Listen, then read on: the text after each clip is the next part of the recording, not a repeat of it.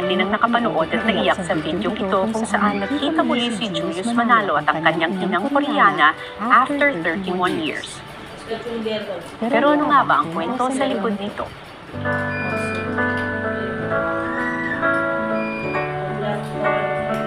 Hi, Julius! Hello! Kamusta? Welcome! Thank you po, masaya naman po. Hello! Kaya yung manood ng Korean novela, usually yung story, lalaki, naging successful, and then yung nanay niya nawawala, mahanap niya. Ba't ako walang gano'n? Lagi ko tinatanong eh. Unang-una yung nanay yung nag-word sa akin, si Sagrado. So yung nanay na word na yun, nire-reserve ko talaga yun. Para sa totoong nanay ko yun. Kasi hindi pa close book sa akin. Talagang hahanapin mo siya. Yun yung sinasabi ko palagi. Just hold on. Malapit na, hahanapin na kita. Just hold on, pupunta na kita.